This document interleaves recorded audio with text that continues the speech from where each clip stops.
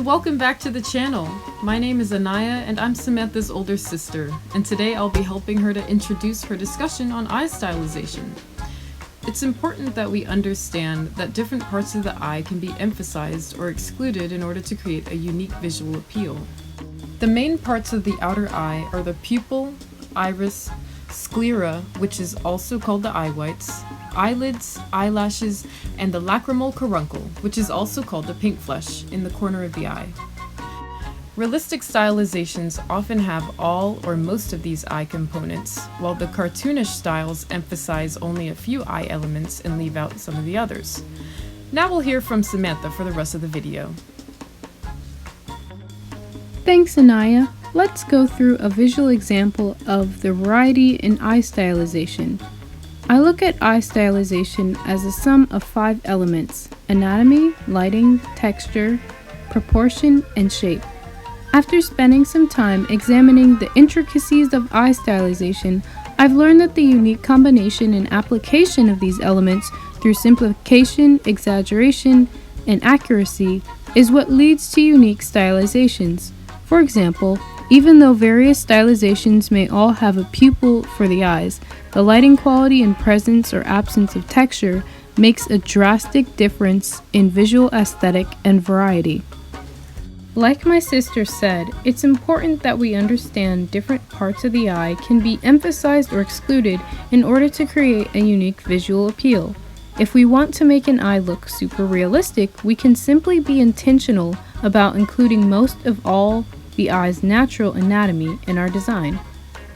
If we want to make eyes look cartoony, we can exclude most of the eye components and use the bare minimum eye elements. The pupil is the most basic element for eye design. You can also just use the iris as a substitute for the pupil. One of my favorite stylizations is partial eyelids with irises and a pupil. It has a slight realistic appeal but maintains a 2D aesthetic.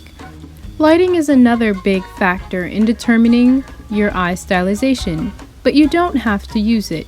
You can have very subtle lighting or no lighting at all. It's a combination of shadows and highlights.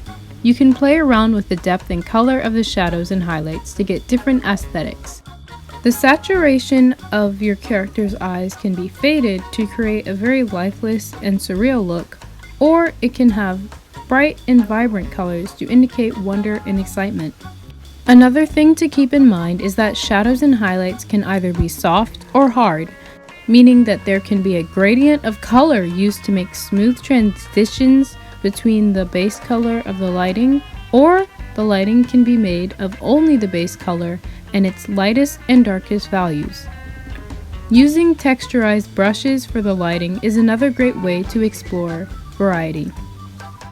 Placing patterns inside the eye and using them in highlights and shading is another great way to make unique styles. I personally find that the use of texture works best for highlights and shadows inside the iris and pupil. Texturized brushes can also look great when used to draw the lashes and eyelids. In Procreate, there are certain brushes that work better for texture stylization than others.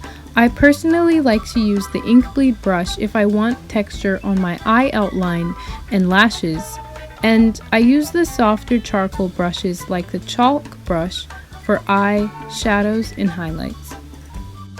I can't emphasize enough how important the proportion of the eyes is to keep in mind. Even if you have all the eye elements together, your eyes will still look cartoonish if they are bigger or smaller than the normal eye proportions. The distortion of the eye proportions are used frequently in caricature art for comedic effect, and in anime, the exaggeration is used to create a dreamy and romantic appeal. Using shapes is another great way to make unique eye stylizations. The actual shape of the eye is like a teardrop or almond, but when you're making stylized eyes, there's no reason that you can't change it. The most common shapes used for stylized eyes are ovals, circles, and semicircles because they give the rounded feeling that realistic eyes have. However, it's really good to experiment with other shapes for the eyes, like triangles and squares, to see if you like the appeal they have.